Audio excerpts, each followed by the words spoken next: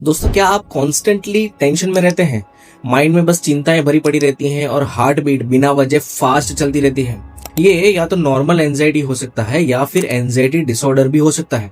कई बार डिप्रेशन वाले मरीज भी ये सिम्टम्स फील करते हैं। तो कैसे पता लगाएं कि आपको एंजाइटी है या आपको एंजाइटी डिसऑर्डर? आज मैं आपको एक टेस्ट बताऊंगा जिसे आप 5 मिनट में पता लगा सकते हैं कि आपको एंजाइटी डिसऑर्डर है या नहीं। इस टेस्ट का नाम है GAD-7।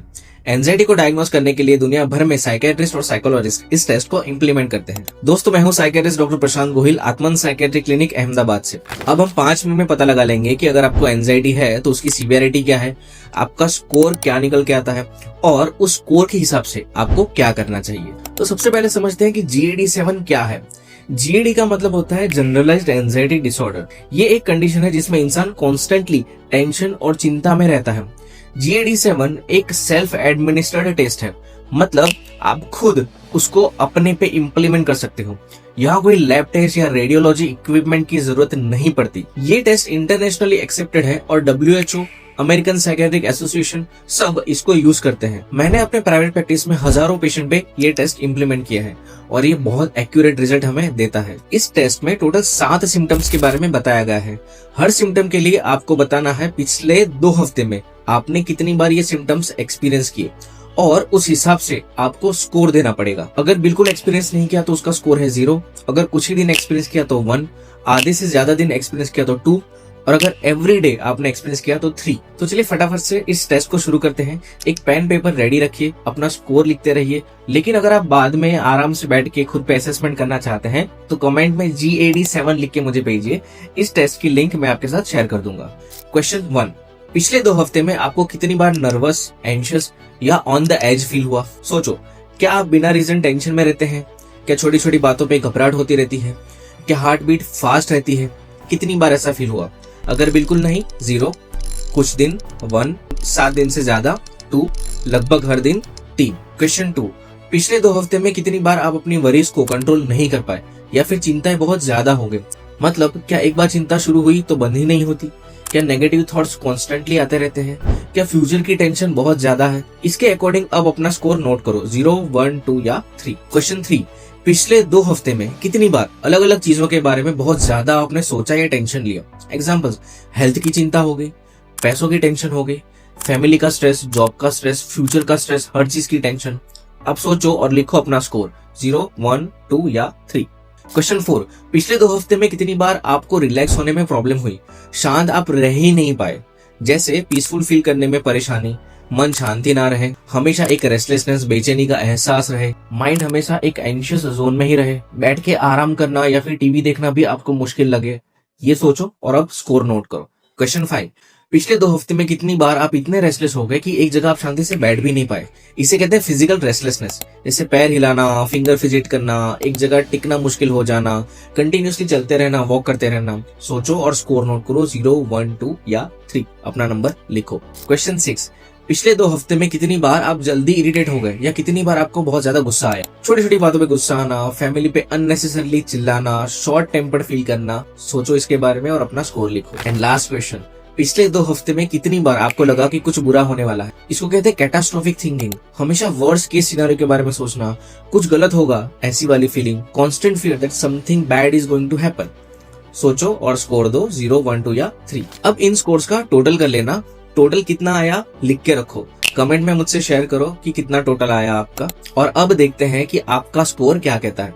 यहाँ टोटल 7 क्वेश्चन थे जिनका मैक्सिमम स्कोर 3 था, तो टोटल स्कोर 0 से 21 में से हो सकता है। सपोज आपका स्कोर है 0 to 4, तो इसे कहते हैं मिनिमल एंजाइटी। तो अगर आपका स्कोर 0 से 4 के बीच में है तो आपके लिए गुड न्यूज है, आपको एंजाइटी डिसऑर्डर नहीं है। जो एंजाइटी फील हो रही है वो नॉर्मल स्ट्रेस है। तो इस सिचुएशन में आपको क्या करना चाहिए? ज्यादा टेंशन मत लीजिए, रेगुलर एक्सरसाइज करिए, 7-8 घंटे की नींद लीजिए, रिलैक्सेशन टेक्निक्स ट्राई करिए। आपको प्रोफेशनल हेल्प की जरूरत नहीं है। अगर आपका स्कोर 5 से 9 के बीच में है तो ये माइल्ड एंजाइटी हो सकती है। अभी ये एंजाइटी डिसऑर्डर नहीं है, लेकिन ध्यान रखना पड़ेगा बिकॉज ये कभी कभी सीवियर होके डिसऑर्डर में कन्वर्ट हो सकता है। मैंने देखा है कि अगर ये स्टेज पे ही कॉशियस हो गए और इंटरवेंशन ले लिया तो सीरियस प्रॉब्लम अवॉइड हो सकती है। तो इस सिचुएशन में आपको क्या करना चाहिए? काउंसलिंग या थेरेपी आप स्टार्ट कर सकते हो। स्ट्रेस मैनेजमेंट टेक्निक जैसे मेडिटेशन, माइंडफुलनेस, ये आपको हेल्प करेगी। लाइफस्टाइल चेंजेस, जैसे अगर आपकी अनहेल्दी लाइफस्टाइल है तो उससे बाहर आइए, एक हेल्दी लाइफस्टाइल आप एडॉप्ट करिए। जैसे अच्छा हेल्दी फूड खाना, 7 से 8 घंटे अच्छे से सोना, डेली 30 मिनट एक्सरसाइज करना, और अपने सिम्टम्स को भी साथ में मॉनिटर करते रहिए। अगर आपको लगे कि आपके सिम्टम्स बढ़ रहे हैं, आपका स्कोर बढ़ रहा है, तो आपको तुरंत ही साइकियाट्रिस्ट को कंसल्ट करना चाहिए। अगर आपका स्कोर 10 से 14 के बीच में है तो ये मॉडरेट एंजाइटी है। अगर मॉडरेट एंजाइटी है तो आपको प्रोफेशनल हेल्प लेनी पड़ेगी, आपको साइकियाट्रिस्ट को कंसल्ट करना पड़ेगा। साइकियाट्रिस्ट के गाइडेंस पे आप मेडिसिन या थेरेपी या फिर दोनों ऑप्शंस पे आगे बढ़ सकते हैं। मेडिसिन में साइकियाट्रिस्ट आपको एंटी एंजाइटी मेडिसिन स्टार्ट करेगा और थेरेपी के लिए कॉग्निटिव बिहेवियरल थेरेपी रिकमेंड कर सकता है, which is best for anxiety. मैंने 60% पेशेंट को इस स्टेज पे थेरेपी प्लस मेडिकेशन से कंप्लीटली रिकवर होते हुए देखा है। अगर आपका स्कोर 15 से ऊपर है तो ये हो जाती है सीवियर एंजाइटी। यहाँ आपको इमीडिएट हेल्प की जरूरत पड़ेगी। अगर इसको इग्नोर कर लिया तो depression, panic attacks, physical problems आपको हो सकते हैं। तो इस सिचुएशन में आपको क्या करना चाहिए? आपको तुरंत ही साइकियाट्रिस्ट को कंसल्ट करना चाहिए, आपको मेडिकेशन स्टार्ट करनी चाहिए, आपको थेरेपी रेगुलरली लेनी चाहिए, कंटिन्यू रखनी चाहिए। इसमें आप अपनी फैमिली को भी इन्वॉल्व कर सकते हो, फैमिली सपोर्ट भी इंपॉर्टेंट हो जाता है। याद रखिए, सीवियर एंजाइटी भी कंप्लीटली ट्रीटेबल होता है, इसको इग्नोर ना करें। अब कुछ इंपॉर्टेंट बातें हैं जिसको ध्यान में रखनी जरूरी है। फर्स्ट, ये टेस्ट सेल्फ असेसमेंट टेस्ट है। फाइनल डायग्नोसिस सिर्फ साइकियाट्रिस्ट ही कर सकता है। अगर आपका टेस्ट स्कोर हाई आता है तो पैनिक करने की जरूरत नहीं है, आपको सिर्फ क्या करना है, साइकियाट्रिस्ट से कंसल्ट करना है। सेकंड, एंजाइटी और डिप्रेशन साथ में हो सकते हैं। अगर आपने पहले मेरा डिप्रेशन वाला वीडियो देखा है और उसमें भी स्कोर हाई आया था, तो दोनों कंडीशन एक साथ हो सकती है, इस चीज का ध्यान रखिए। ये बहुत कॉमन है। 60 to 70% एंजाइटी के जो पेशेंट होते हैं वो डिप्रेशन को भी एक्सपीरियंस करते हैं। अगर आप डिप्रेशन टेस्ट वाला वीडियो देखना चाहते हैं तो ये वीडियो है, उसका लिंक मैं ऊपर आपको आई बटन में दे दूंगा। थर्ड, फिजिकल सिम्टम्स चेक करना। अगर आपको एंजाइटी के साथ साथ चेस्ट पेन्स हो रहे हैं, ब्रीदिंग डिफिकल्टी हो रही है, चक्कर आ रहे हैं, तो पहले आप फिजिशियन को दिखाओ, चेकअप कराओ। हार्ट प्रॉब्लम को रूल आउट करना बहुत ज्यादा जरूरी है।